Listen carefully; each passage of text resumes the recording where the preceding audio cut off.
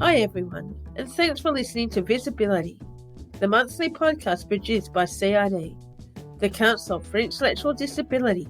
Here, we'll be telling our stories and exploring some of the issues that impact people with intellectual disability.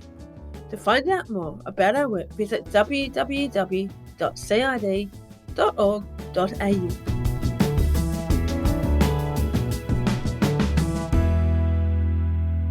In the spirit of reconciliation, the Council for Intellectual Disability acknowledges the traditional custodians of country throughout Australia and their connection to land, sea and community. We pay our respect to the elders past and present and extend that respect to all Aboriginal and Torres Strait Islander peoples today. Hello and welcome. Today we're talking with Ricky and Dina, who both have intellectual disability and are married. They live independently in the community and both work. We're going to talk about how they met, how their relationship developed, and about their life together. Ricky and Dina have plenty of insights into the highs and lows of life as a husband and a wife, and how they balance being a couple while also having some personal independence. My name is Raylene Griffiths. I'll be your host today. With me is my co-host Lauren Bennett. Thanks, Raylene. Welcome, Ricky and Dina, and thank you for joining us today. Thank you. How long have you two been married? 5 years.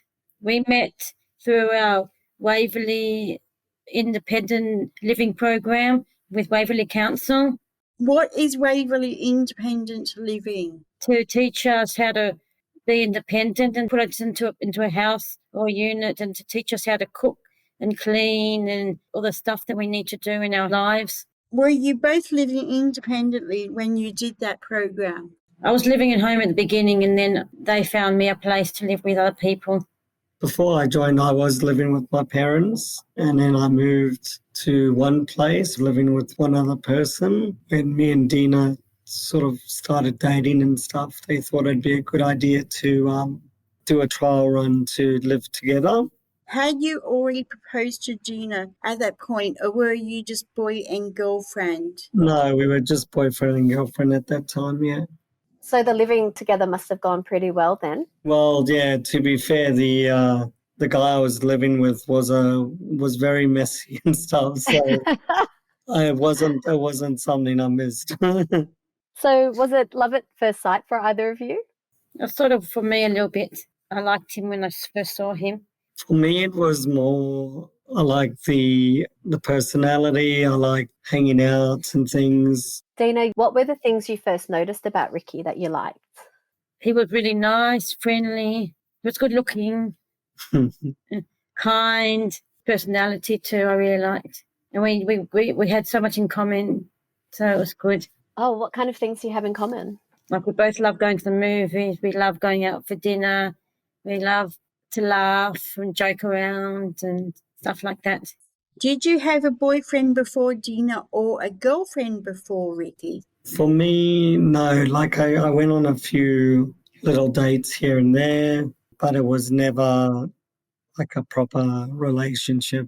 Sort of got to the point where I wasn't actually like looking. People say, it happens when you least expect it, and it did.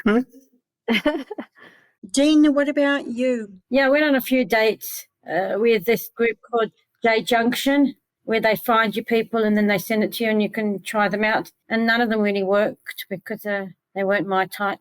I was also part of the company that was trying to help Dina find someone, and they were saying, the women that are on their books are too old for me. And they never put you together? No. That's weird. No. It's really weird. So you think you weren't matched with Ricky because of the age difference? Yeah, I think so, but not that much of an age difference. I'm 42 and he's 35. Is it true that there was some matchmaking in the background?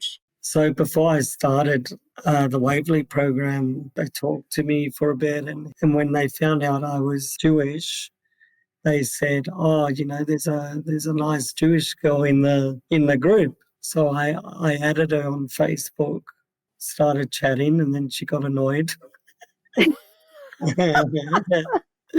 she obviously didn't meet me yet, and then she blocked me. He wouldn't leave me alone. Kept sending messages all the time, and it was getting annoying until I really knew who he was properly. And then I got him to unblock me because I didn't know how to do it. You were persistent, Ricky. Yes. Yeah. You were persistent so you could charm her in person. Yes. Who asked who on the date, and were you nervous about asking them out? Pretty sure Dina asked me. He was a bit nervous about it. Yeah. We went to a Waverley thing, and his dad told him, "Come on, ask her out. Go out, ask her out," because I think he was keen. Because I was the first one to even talk to his parents. No one else would anyway. Was that nerve-wracking, Dina, meeting the parents? A little bit, because never know what they're going to be like. The way I met my in-laws was a bit different. So I got invited to a dinner, and I showed up all dressed up and smart and everything. And there they are sitting with Casual. very casual clothes and things. And I'm sitting there like, oh no, like. And then Dina's dad was trying a few stupid jokes. Yeah, his jokes. Of course you have to laugh at it, even if they're not funny. Can you tell us about the proposal? Sure. So I proposed to Dina. It was my 30th birthday. We went out to this big Turkish restaurant. There was 30-odd people. It was a lot of people. My immediate family and his immediate family and some friends. Yeah. So there was a point where I got up and I said, thank you for coming. My mum slipped me the ring. I said, I've got a question for Dina. And then, of course, I proposed in front of everyone, which was quite nerve-wracking. You're a brave man, Ricky. You're a brave man. I was fairly confident she was going to say yes. I think the parents were too, because they were already organising stuff already. Like even before I was going to propose, my mum and her mum got together and already was deciding like where to have it and what to do. And I said to her, she could say no. You were already living together before the marriage, but did you feel it was different after you were married? They were now more of a couple, like a marriage couple now. In some ways, it's important to show that people with disabilities can get married and that can live together and be together as a couple. Chores. Who does the most chores around the house? Me. Yeah, she does. I do like a lot of the vacuuming, and I pick up his cups and stuff all over the house. But we do have a cleaner, but I do bits and pieces and help with the washing and put on the dishwasher and stuff. Ricky, what do you do? So I'll do some of the shopping. You'll put on the dishwasher? I'll put on the dishwasher. Empty it. Take out some of the stuff from the dryer. Yeah, it's like a fairly good balance of things. It sounds like you are a couple that wouldn't have any fights. Oh, we do sometimes. Yeah.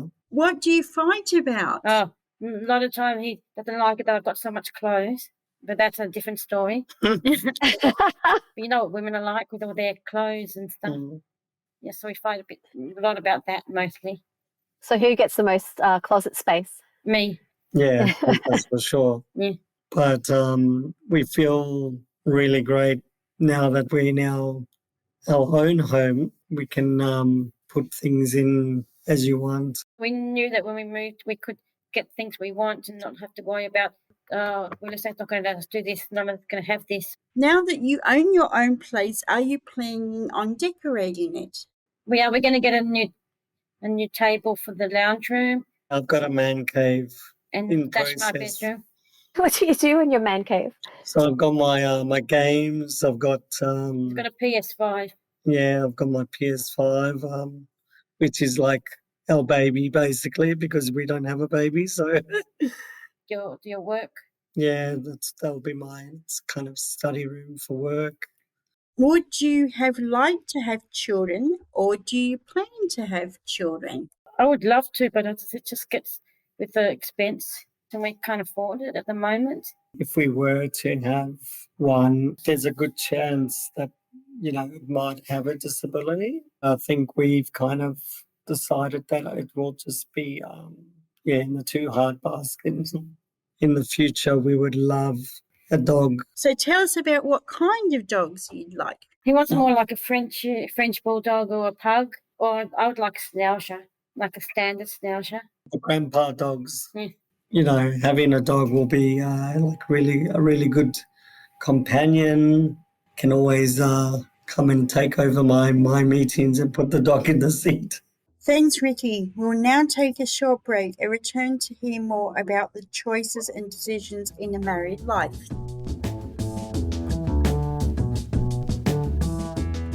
You're listening to Visibility, the podcast produced by the Council for Intellectual Disability. If you're enjoying this episode, you can support us by reviewing us through Apple, Podchaser, or your favourite listening app. Welcome back to our interview with Ricky and Dina. So, who does the cooking? Mostly me, but he does sometimes. He's a good cook when he wants to cook. Oh, is he? Yeah. We've done a chicken and mango thing in the slow cooker.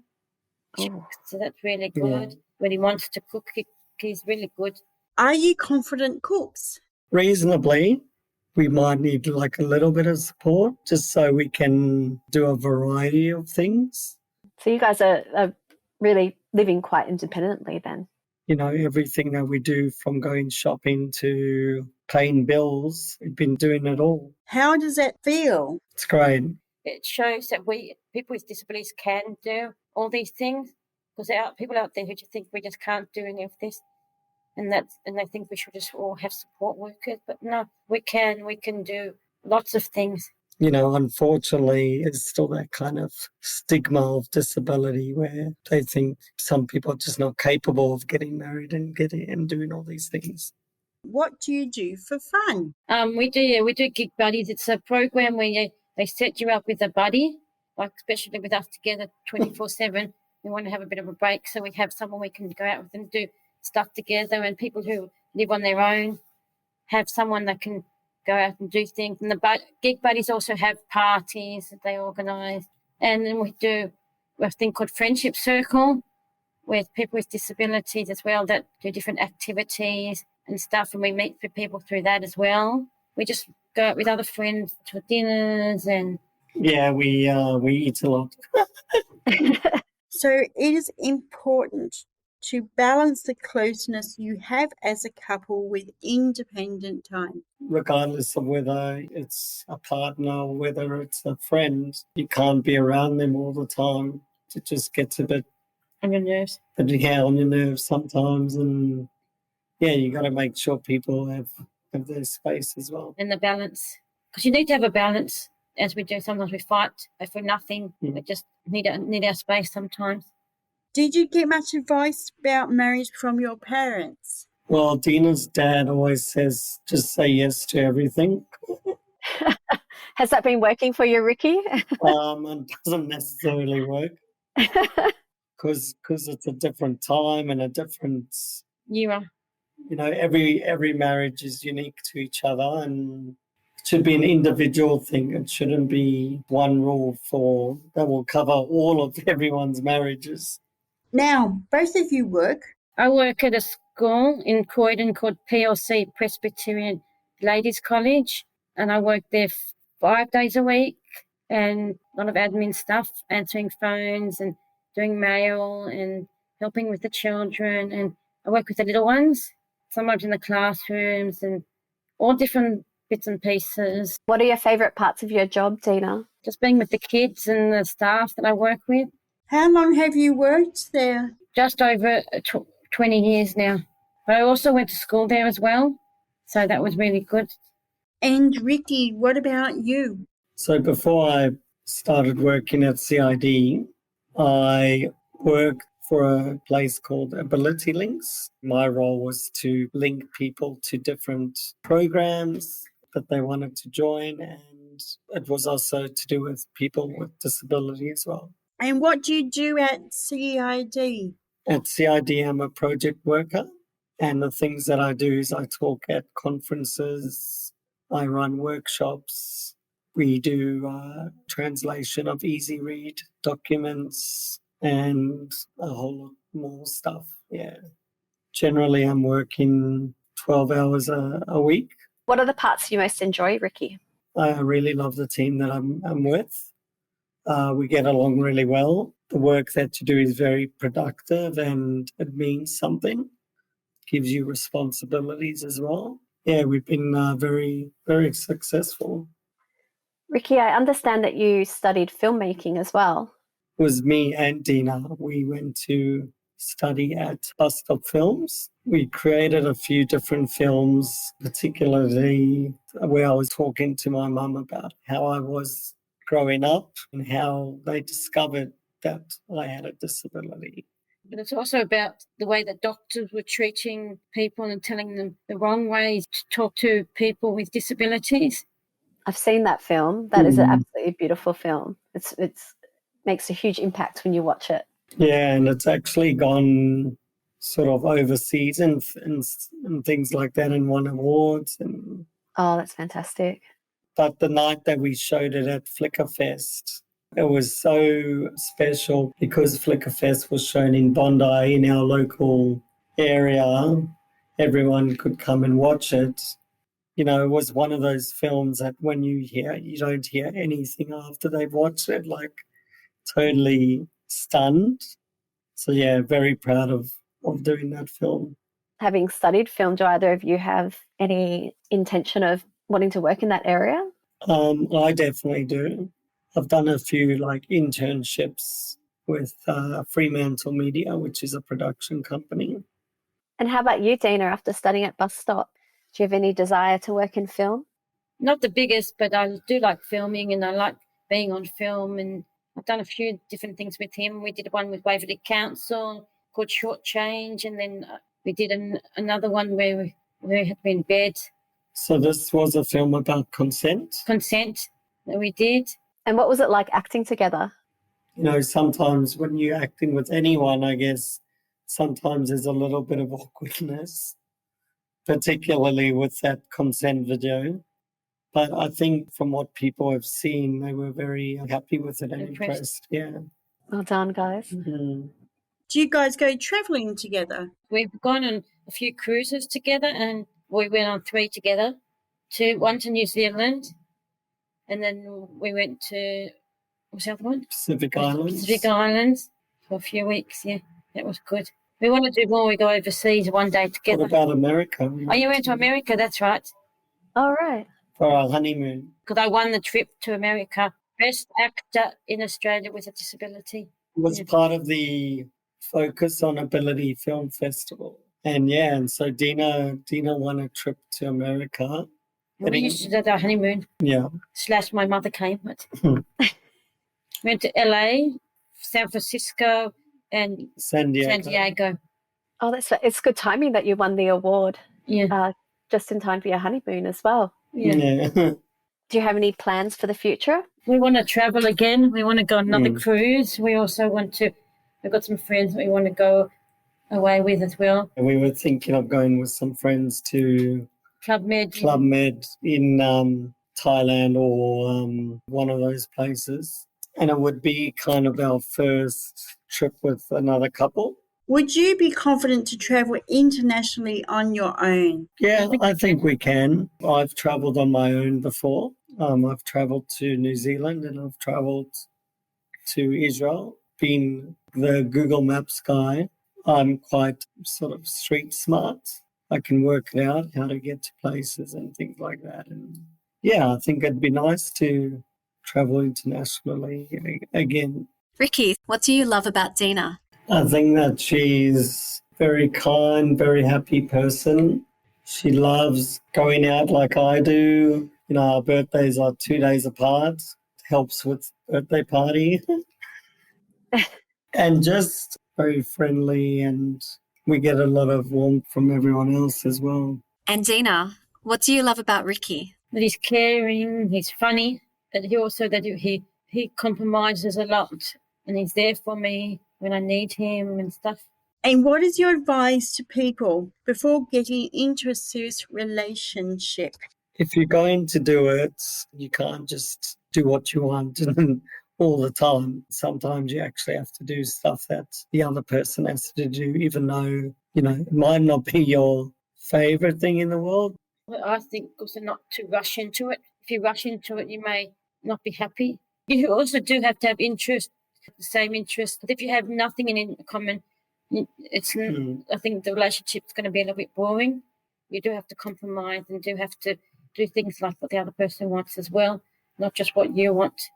Dina, do you have any final thoughts about your relationship? The nice thing is sometimes it's like getting home and I can say, oh, Ricky, I had a bad day at work today, and talk to him about it. And if I'm not with a partner, I sometimes have to come home maybe to myself and have to, who am I going to talk to? I'm having a bad day, I need someone to talk to.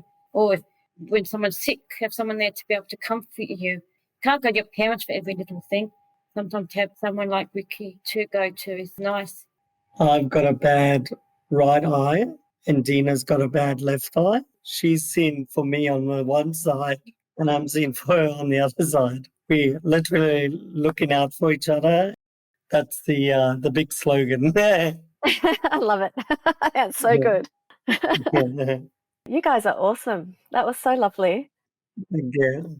Thank you for having us. Thank you for being so willing to share. Yeah. Absolutely. And to all our listeners today, thank you for joining us. Next time we will have yet another fascinating story for you. We'll hear about the unique choices and decisions of a very different personal journey. You're listening to Visibility, the podcast produced by the Council for Intellectual Disability. If you're enjoying this episode, you can support us by reviewing us through Apple, Podchaser, or your favourite listening app.